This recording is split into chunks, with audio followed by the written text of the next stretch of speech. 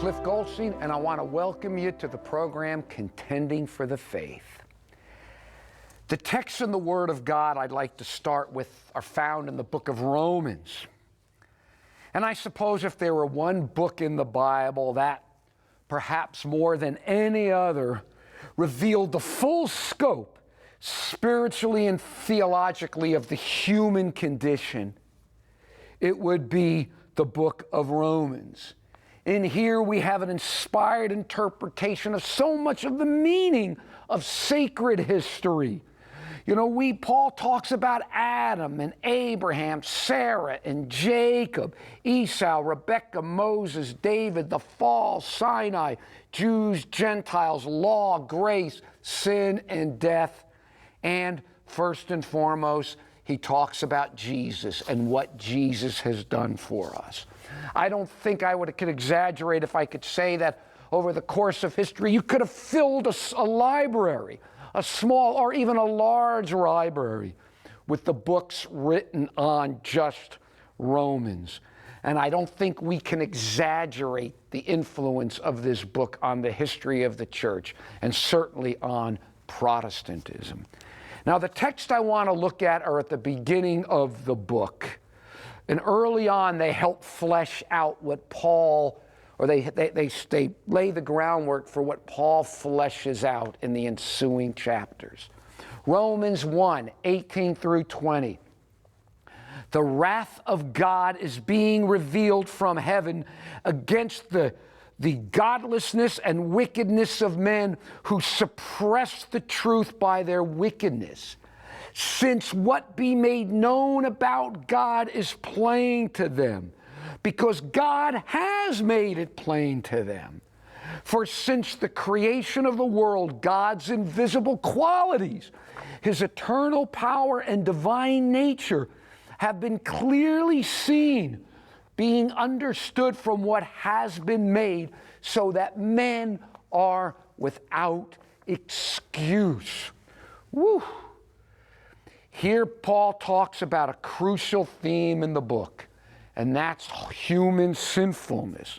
I mean, the whole premise of the book rests on that idea, that of human corruption, and how Jesus came to solve the problem of human corruption and to save us from the destruction that this corruption would bring. That's what the cross was all about, to solve the problem of sin. But I want to focus on something else here, is the claim that he says is that the reality and existence of God is revealed through what has been made. That is, in the created world, these people are that what has been made in the created world. In other words, he's saying that creation has revealed enough about God that they will be without excuse. From the creation alone, they can learn enough about God that they can be justly condemned on the day of judgment. Whew. That's a heavy claim. It really is.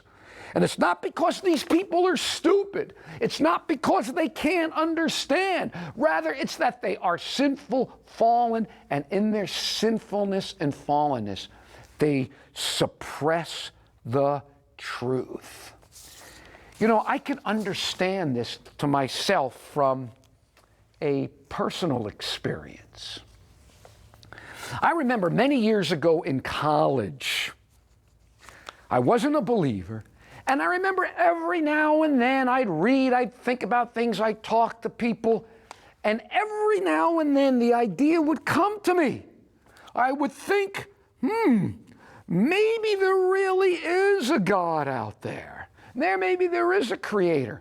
But then as I think about that a little more, and then I think about the way I lived, and even though I didn't know anything about the law, anything about these things, I sensed that if there really were a God out there, then how I'm living, I'm in deep, deep trouble.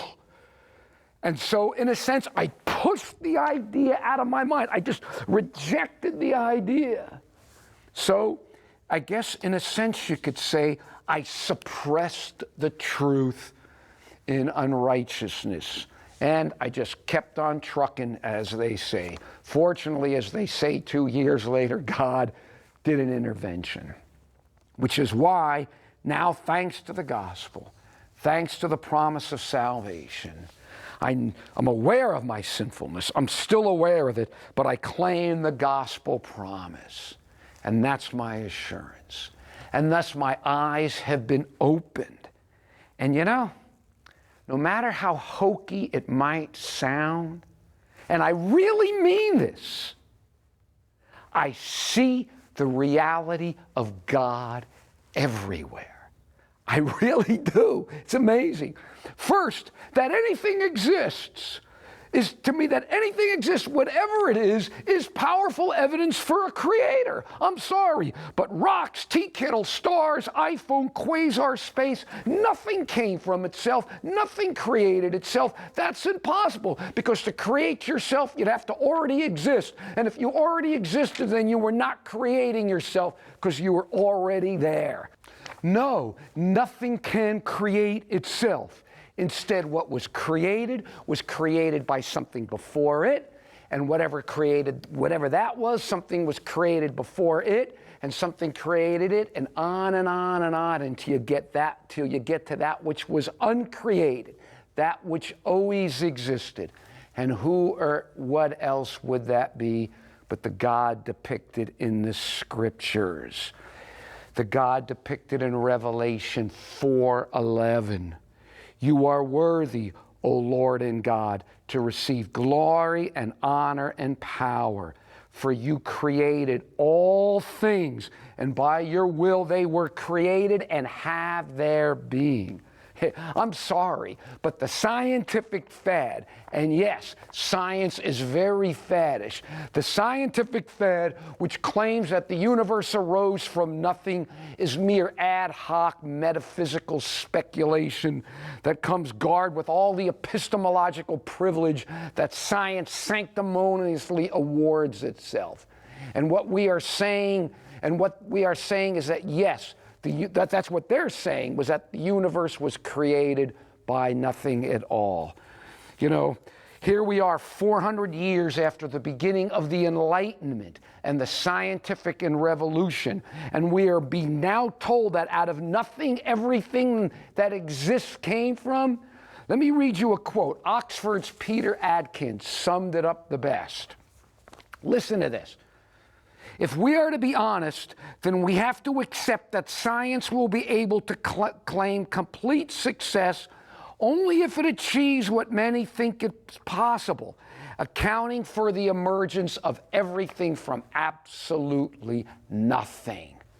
Sorry, but that's metaphysics. That's not physics. That's philosophy. That's not science.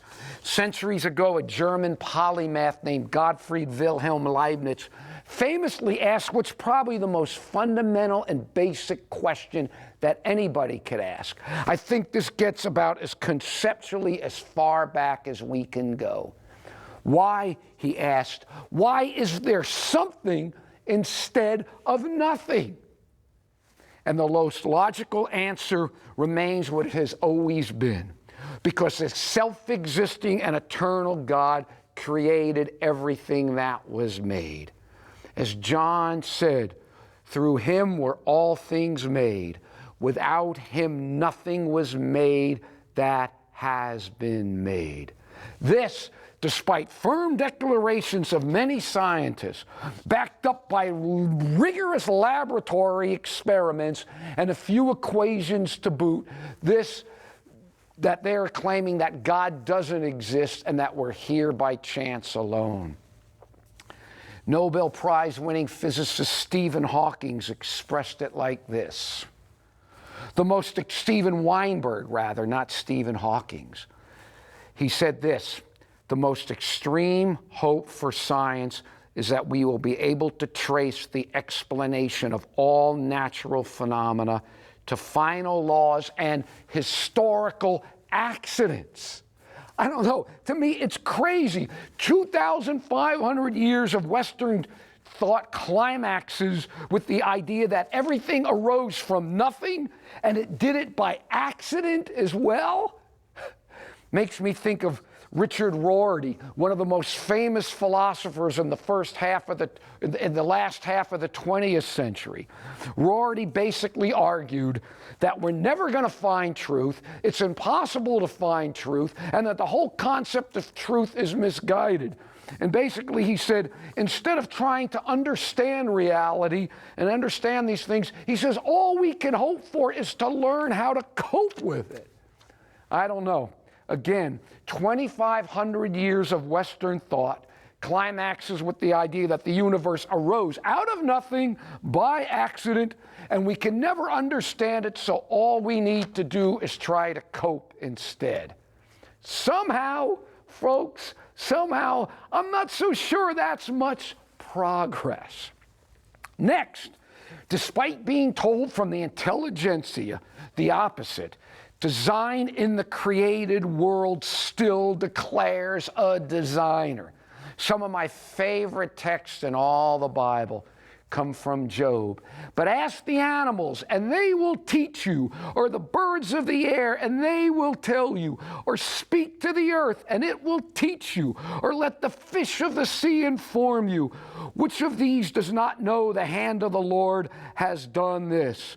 In the hand is the life of every creature and the breath of all mankind. Wow. It is as if Job here is expressing what Paul did many years later.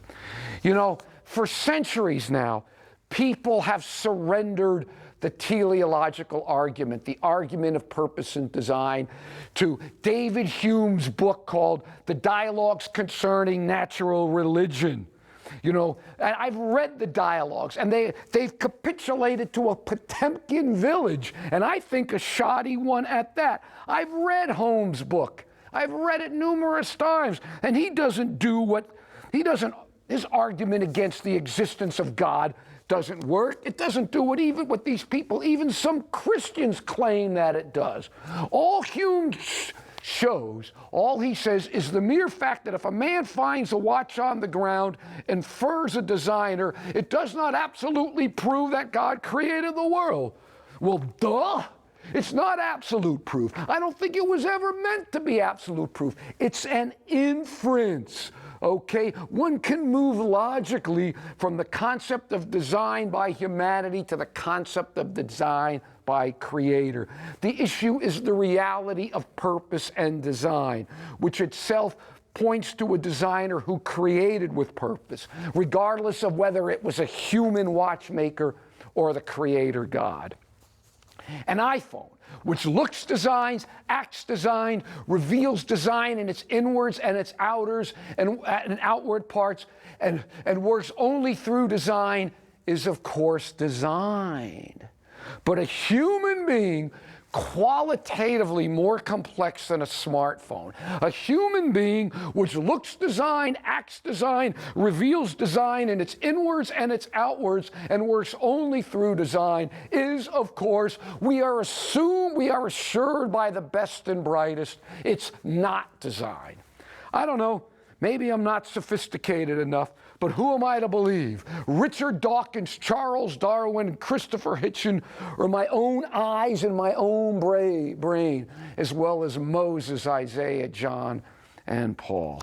Again, maybe I'm not too sophisticated, but when I see design in anything, I see evidence of a designer. Whether it's something man-made or whether it's something in nature, it doesn't matter to me. Design points to a designer. Whether I happen to know that this designer is in Silicon Valley, someone who I could see face to face need be, or whether he's somewhere in the cosmos, and for now I can't see him. Either way, design screams out to me a designer. And again, because I see the reality of design everywhere, I see the reality of God everywhere. And of course, the biggest question, and a fair question too, has to do with the existence of God as evil. Though that's tough questions for anyone to deal with. If you ever get a chance, it's worth reading a section in Dostoevsky's The Brothers Karamazov. Two brothers wrestle with the question of the existence of God and how an all-powerful and all-knowing God could exist while evil does as well. I want to read you one section where one person, symbolizing skepticism somewhat, asked questions.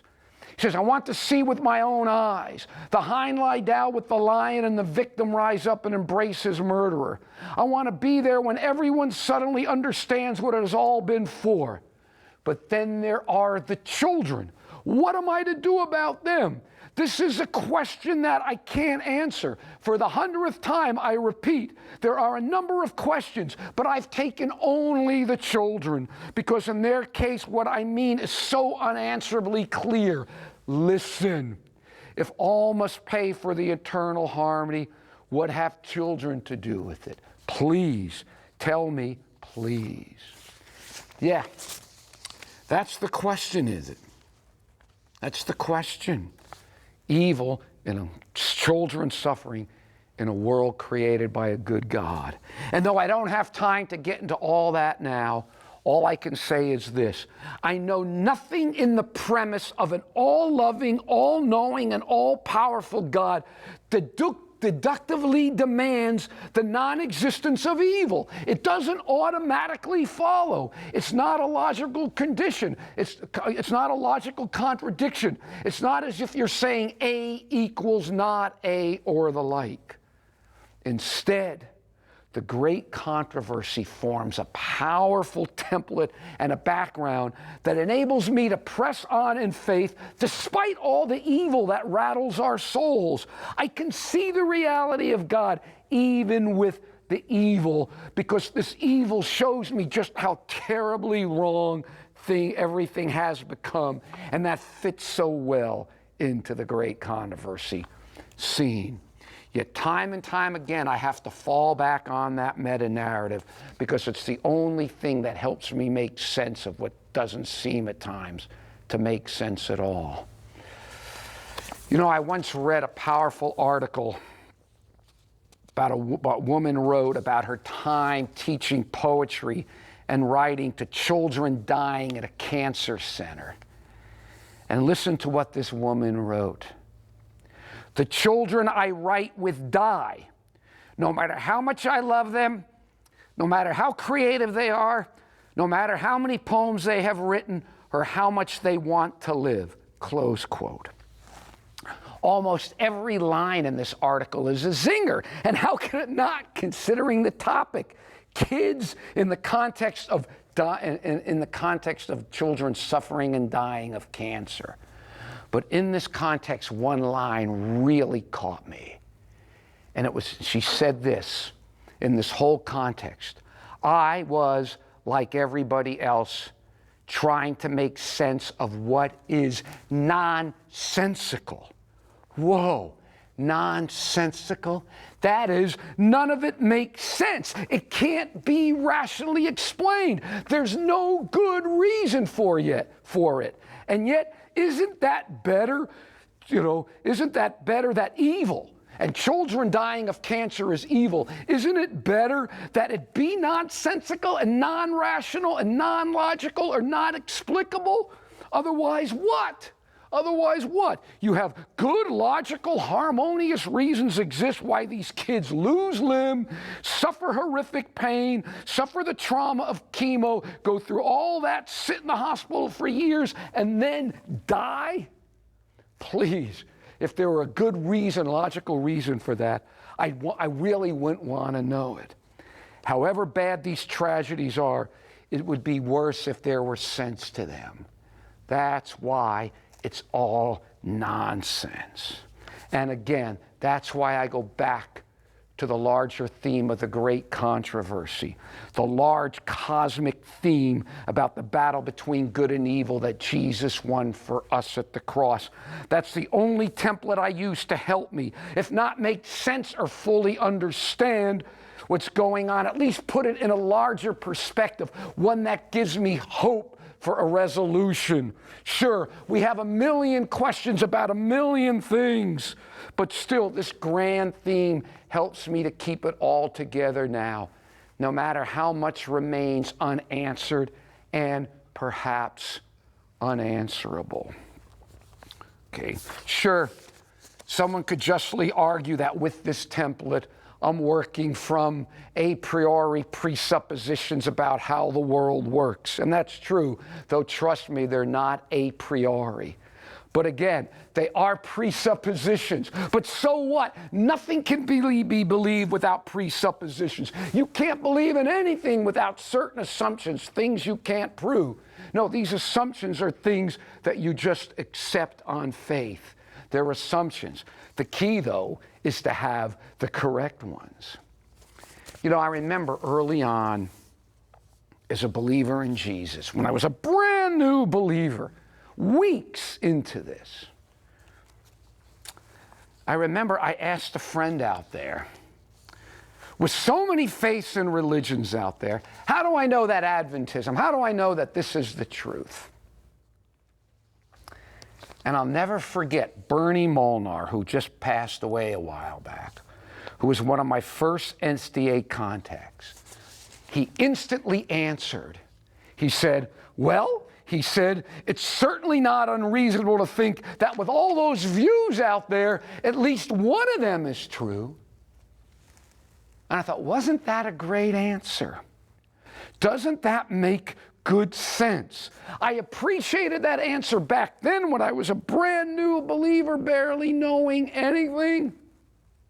And here I am today, 34 years later, and I still fall back on that because I believe it's built on correct assumptions. Yes, I do see the reality of God everywhere, even despite evil. I look up in the sky and I see the reality of God, whether I'm just looking at the clouds above, the blue sky, a sky full of stars at night, whether I look through a telescope or look at the pictures through the Hubble telescope, I see the reality of God. It's the most logical explanation for all that I see. I look at my iPhone. And I see evidence for the reality of God. Okay, I see it's there. I see design. I see powerful design in here. It's designed, and nothing's going to tell it not. And yet there's nowhere near the design in this thing as I see in a single human cell. And that's why when I look at this, I see evidence for the reality of God. I look at rocks. I look at a rock, and I see evidence for the reality of God because that rock, contrary to the latest and greatest science, contrary to what so many Nobel laureates and physicists are telling us, that rock didn't come from nothing.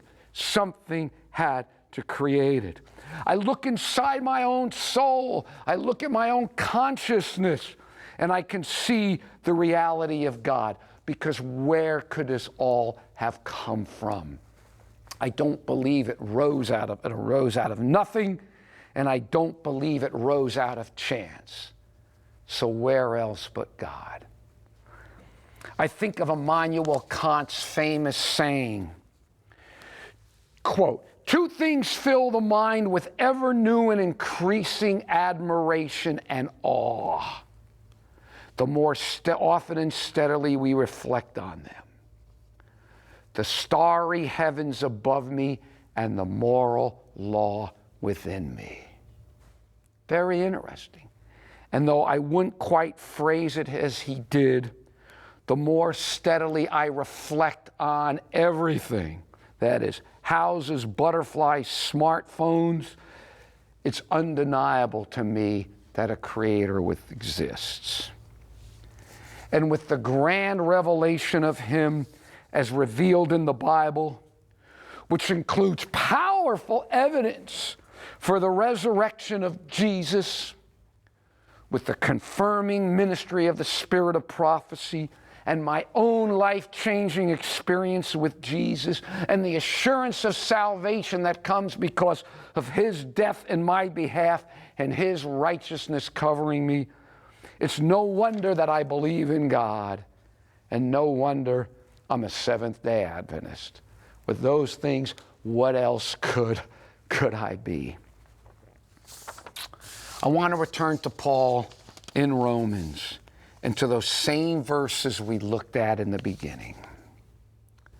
The wrath of God is being revealed from heaven against the godlessness and wickedness of men who suppress the truth by their wickedness, since what may be known about God is plain to them, because God has made it plain to them.